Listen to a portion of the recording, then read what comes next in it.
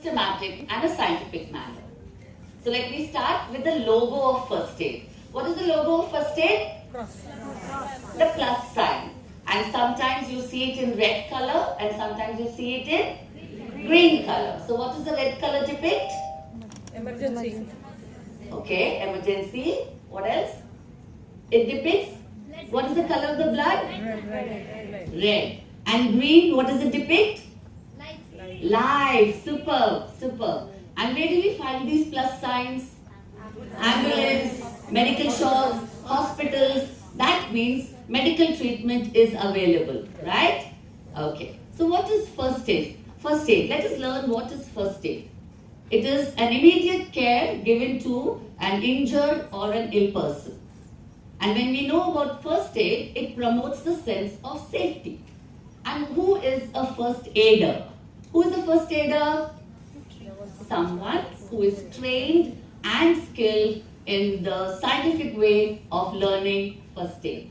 So I have done my course and I am a first aider, and definitely end of the class you all are going to be a first aider along with me, but not doctors. Okay? Our main goal is to save a life. By end of the day, our main goal we are going to learn is about how to save a life.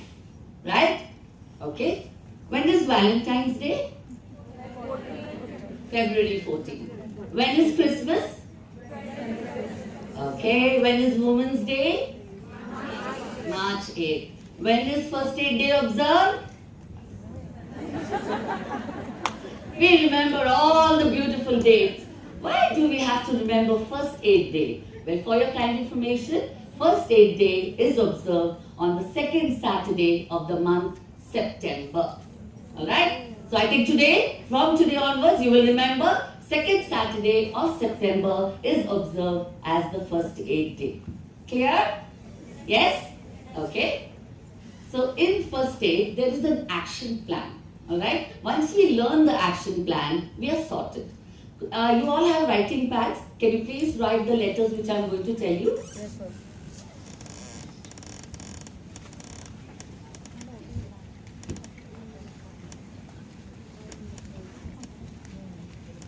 Please write capital D. Next to that, please write capital R, capital S, capital A, capital B, capital C, and capital D. Can you please pronounce it? Da, sa, ba, sad, sab, sad, seeds. Spanish, French. It's actually doctor's ABCD. As simple as that, very clear. It's called doctor's ABCD. So what is doctor's ABCD? It is an action plan which plays a vital role part in pediatric first aid. What is pediatric according to you? Small children. We always say I'm taking my child to the pediatrician. So we preschool teachers, we all deal with small children. That's why every parent, every teacher, every nanny, every support staff, people who work in the gyms, everyone should be acquainted with the basic knowledge of pediatric first aid. Right? So now as you have written doctor's ABCD, it is an action plan which I am going to perform in front of you. Alright? So the first letter is the letter D. So now imagine. Say hi to Teddy. Hi. So he's going to help us. So just imagine he's a human being lying on the road. Alright? And I am just walking on the road and I see this person lying on the road. I want to help as a first aider. So what will be my first action? Anybody? What is going to be my first action? I want to help this person, whether it's a man or a woman. I need to help him. What should I do first? Observe. No, what will I do? I have come here. What do I do? Check the pulse. See whether he's alive or dead. Check the pulse. Huh? Observe. What has happened? Air circulation. Whether he is danger to me. Whether he is drunk or no. Okay, super. Give him some water. Am I carrying some water everywhere I go? Okay. So the first thing, when you see a person lying down and you want to help, don't rush immediately. First, look around in the surroundings whether there is any danger for you. Imagine I just go blindly and there is a lot of oil spill. Oh, finished. I'm gone, my spine is gone, I need a third person to help me first. Right? So please don't rush immediately. First look around whether the surroundings are safe for you. Maybe there is oil spill, maybe there's lots of water, or maybe there are heavy objects, or maybe there's a live electricity running around there, or maybe there's an animal, maybe a snake or somebody hiding there. So before rushing to the person, please check for the surroundings. Alright? So now I have come, I've checked all the surroundings, it's clear, so let me go ahead. So the next letter, what you have written is? R. R. So R stands for response. So how do I want some response from this guy. Hello, are you alive? What happened to you? Get up, I'm here to help you. Finish. Even if he's half dead, he'll be full dead. In the next second, he'll be fully dead. Right? So you need to keep your tone very calm and you need to check. Hello, you cannot say, hello, hello, how are you? I'm here, talk to me. He's unconscious. So you just be a little louder and please tell him, hello, hello, can you hear me? Hello. Okay? So is there any response here? No. So the next step what I do is, our earlobes are very sensitive. So to get a response from this person, you need to pinch the earlobes. So I can pinch the earlobes once or twice and ask, hello, hello, can you hear me? No response.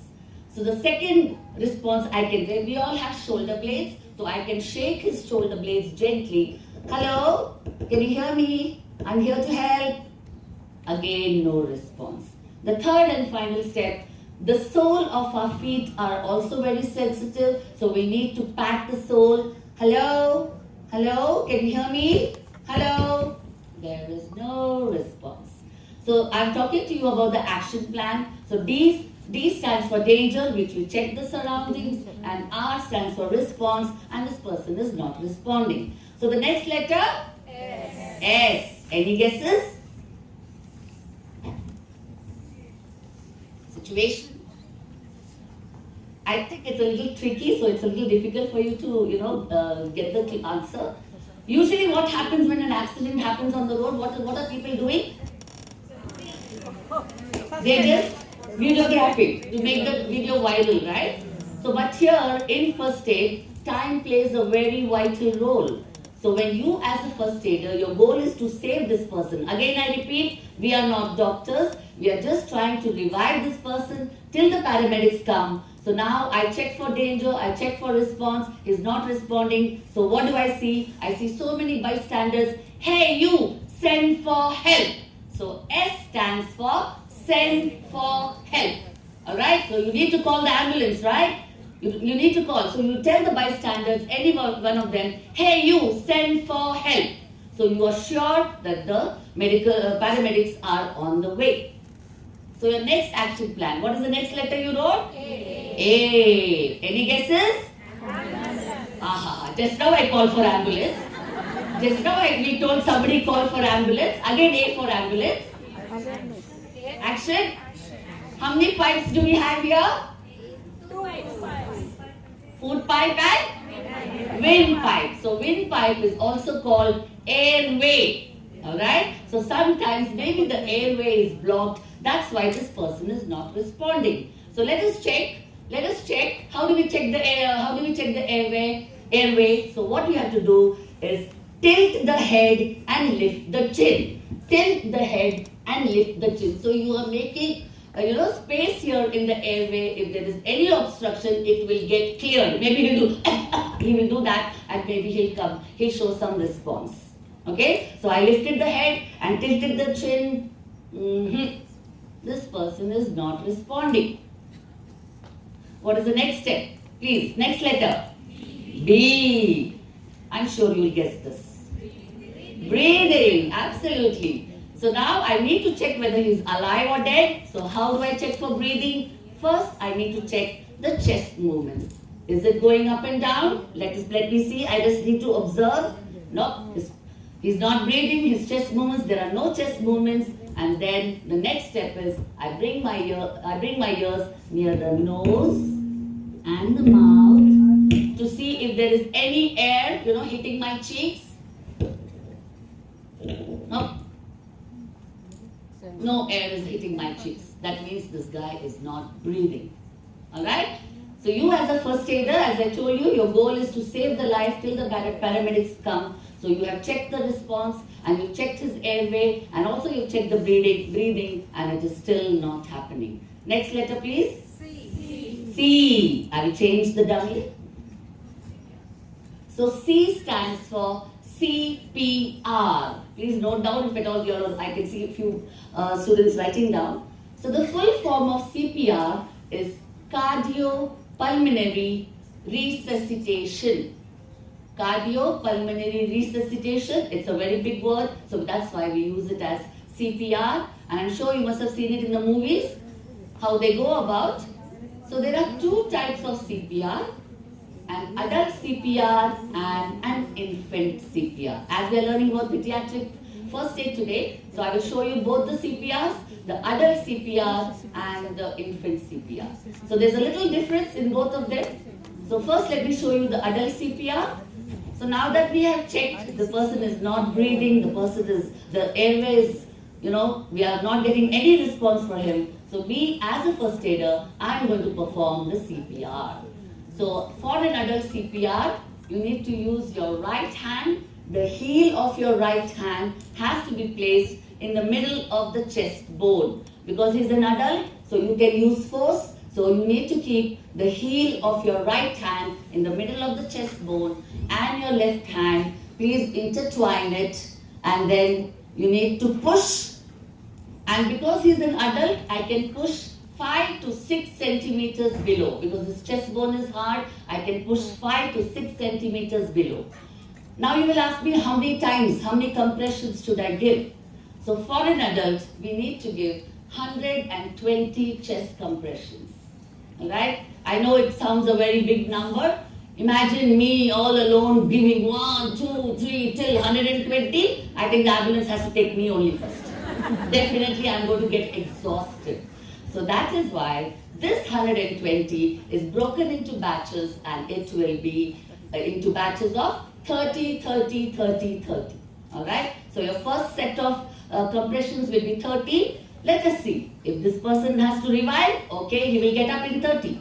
If he doesn't, maybe he'll get up in 60. Maybe he will get up in 90. We don't know. We don't know. So as a first aider, you need to try your best to save a life. So you will count along with me for 30 chest compressions. Let me just take my position first. My left hand intertwined and don't go like this. My elbows have to be straight. Count along with me. 1, 2, 3, 4, 5, 6, 7, 8, 9, 10, 11, 12, 13, 14, 15, 16, 17, 18, 19, 20, 21, 22, 23, 24, 25, 26, 27, 28, 29, 30, followed by 2 rescue breaths. This is called resuscitation, that is mouth to mouth, 2 rescue breaths. So now I check. Is there any response? Do you see any response in him? No. So what do I do next? I need to try again. Give him another 30 chest compressions. Please count along with me. 1, 2, 3, 4, 5, 6, 7, 8, 9, 10, 11, 12, 13, 14, 15, 16, 17, 18, 19, 20, 21, 22, 23, 24, 25, 26, 27, 28, 29, 30, followed by 2 rescue breaths. He is not responding. Okay? So imagine I have done 120. Alright? Imagine I've done 120, this person is not reviving. Immediately the ambulance comes. He's gone to the hospital. So you've tried your best. Till the CPR, you can't do anything else after this. Okay? So once this person reaches the hospital. The last letter which you have written is letter D. Now this letter D is the responsibility of the doctors, and this letter D resembles defibrillation. It's called defibrillation, or it's also called AED, automated defibrillator. I wish I had a chart. Actually, you must have seen in the movies, the last resort is the shock which they're going to give to the person.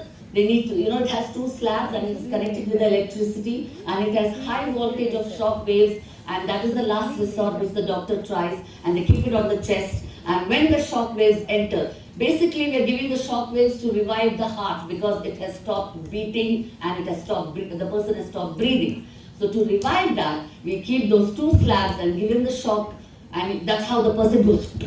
You must have seen in the movies, he just jumps out of the bed and comes back. So imagine the voltage, of the shock. For us, we just revert back. But imagine the person when we want to revive, how it happens. So if destiny is written for him, he will be revived. Otherwise, the doctors are going to try 2 or 3 times, and that's how when they come and tell the family that we are sorry. Alright?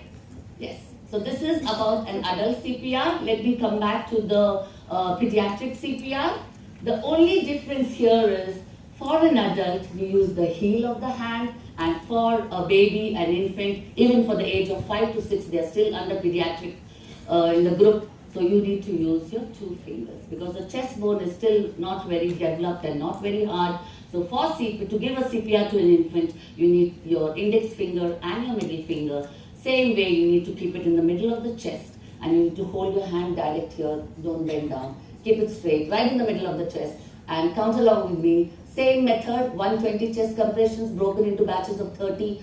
Count along with me. 1, 2, 3, 4, 5, 6, 7, 8, 9, 10, 11, 12, 13, 14, 15, 16, 17, 18, 19, 20, 21, 22, 23, 24, 25, 26, 27, 28, 29, 30, followed by 2 rescue breaths.